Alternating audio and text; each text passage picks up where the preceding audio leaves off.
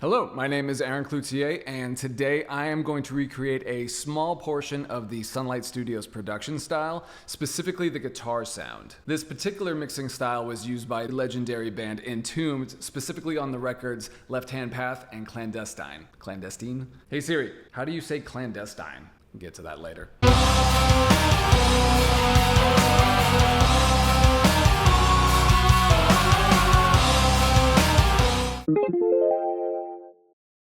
First, we're going to record the same riff 3 times. 2 of these tracks are going to be our HM2 buzzsaw sound, while 1 is going to be our non-buzzsaw sound, as they put it. The non-buzzsaw sound was achieved by using a Boss DS1 pedal, so more on that in a second. For HM2 tones, I'm using the Made in Sweden preset taken from the Modern Metal expansion pack for Easy Mix 2 from TuneTrack. For the DS1 tones, I'm using the BX Distorange DS1 emulator from Plugin Alliance. You can grab a free 14-day trial at the link in the description below.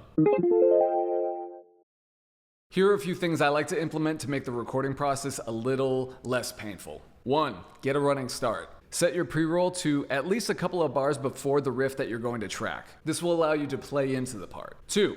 Record a little bit before and a little bit after. This will make step recording way easier and make for seamless edits. 3. Here's an extra tip when it comes to recording guitars. Have one dedicated towards tracking and then have the 3 tracks that you're going to dump the recorded audio into. This is just going to make your workflow much more efficient and less confusing. Take it from me. All right, so here we are. Got my idea here. Here is the drum track. Here's the bass. Let's have a quick listen.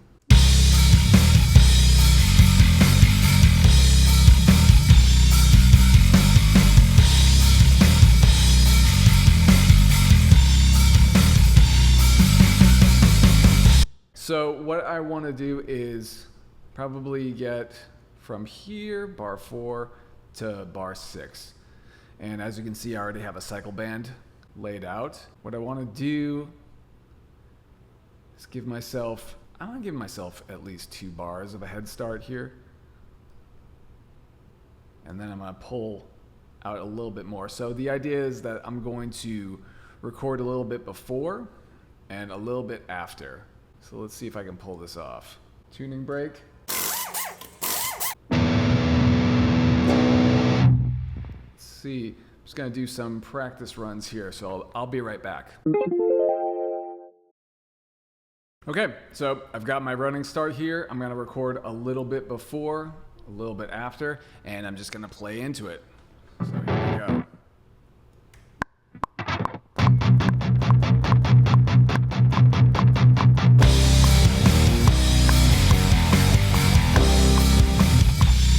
So as you can see, playing into it, record a little bit after, and this recording a little bit before applies more once I get into the riff, but you'll see what I'm saying here.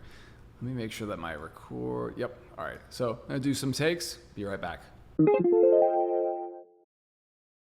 Okay, so gonna record the next quarter of it, so let's just bring this guy over here, tuck you back here, and you might want to listen just to see how much pre-roll I might need.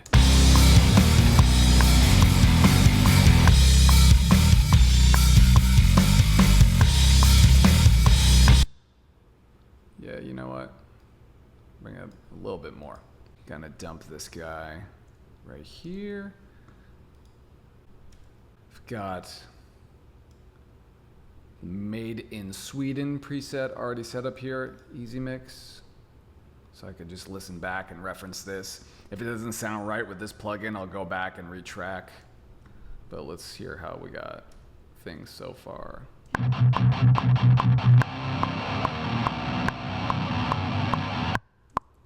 Yeah, that'll work. Next riff.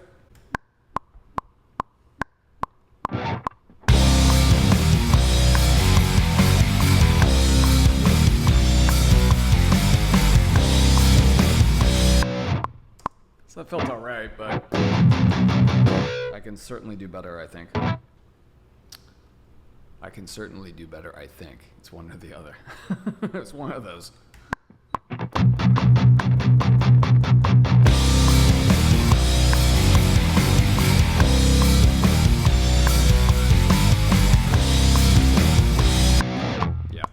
felt tighter.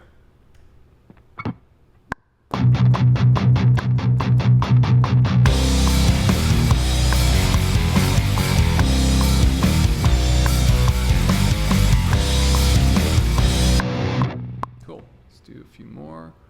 So, as you can see, I only want 3 takes, but I want to make sure that they're good. So, felt pretty good.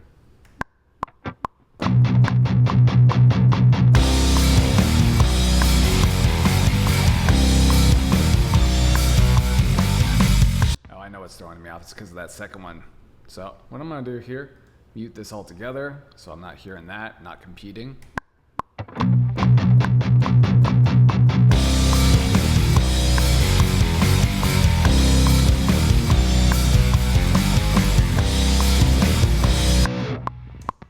Felt okay.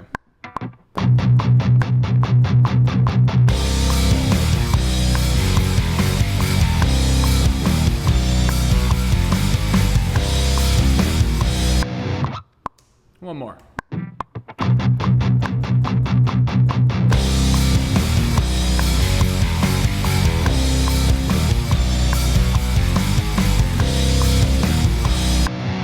Cool. Bring this down here. And then what I'll do is chop this, get rid of that. And as you can see, because I recorded a little bit after, and obviously a little bit before, this is going to make for more seamless transitions. And the goal being that there's no breaks in the audio, right? Like no, silence in between the tracks. We want the illusion that I just played this through flawlessly. And, once I record it, this is what I like to do when I am learning new material. I will step record something that I'm writing and then go back and then just learn how to play it all the way through. And sometimes that requires me to change the positioning of my hands, like where I'm playing the riff, where my hand has to go. Sometimes I write a part and it's like I start down here and then I wind up all the way up here. So then I need to figure out a creative solution to kind of make something a little bit more economical, I guess. All right, so let's hear what we have so far.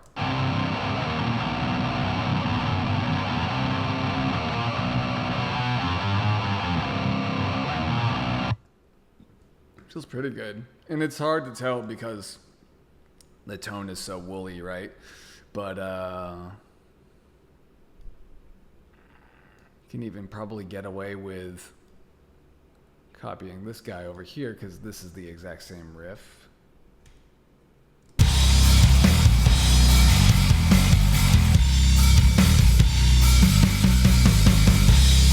And then the last riff here. So what I'm gonna do is push and hold command, press U, creates a cycle band around the selected region. I'm going to pull it out so there's a little bit after. Probably give myself a little bit beforehand too. And then I'm just gonna relearn this other riff real quick, so I'll be right back. Okay, so ready to record the 4th quarter of this riff. So I feel like I want to give myself a little bit more. Yeah. Check the tuning.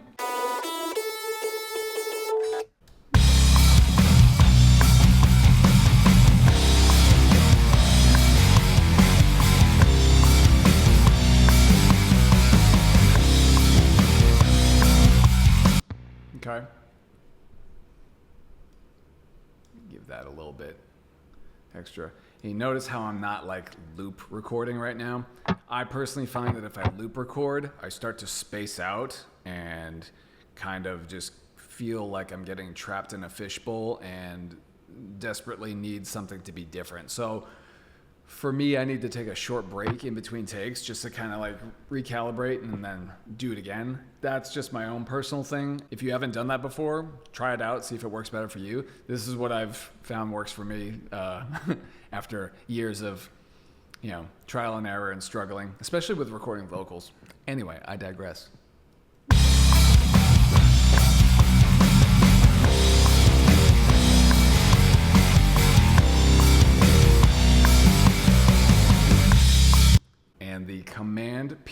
button is your best friend because it deletes takes that you don't want to ever have existed.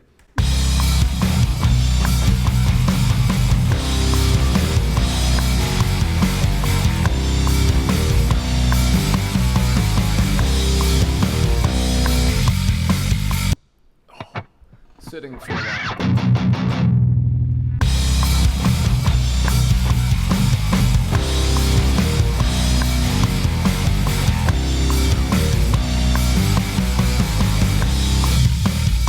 That one.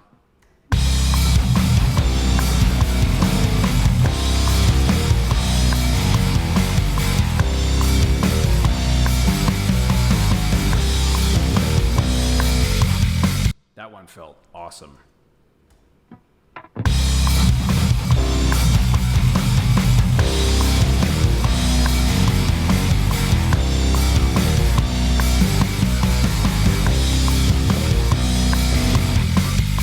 Yeah, I can live with that. Cool.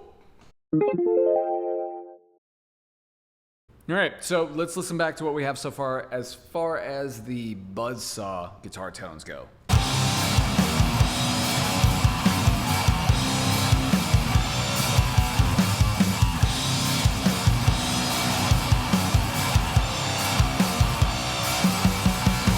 Yeah, sounds decent enough to me.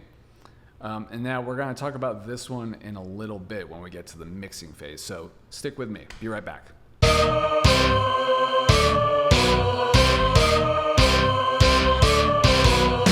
Alright, so that's all I've got for you today. Thank you so much for watching, and if you're interested in going a little bit deeper into knowing about the history behind this, as well as how to do this 100% authentically using all of the old school gear that they used back then in the 90s, I wrote an article for airgigs.com where I break everything down, so you can find that at the link in the description below. The music that you have heard in this video was written by yours truly and is taken from the 8-bit style turn-based RPG Adventure to Fate Lost Island. Specifically, it is the boss battle theme, and you can learn more about that. I'll include a link in the description below, and I'm going to be throwing it up on my Patreon eventually. If you're interested in learning more about that, follow me over on Patreon, and I'll be posting updates for that soon. Thanks again for watching, and I will see you on the next one.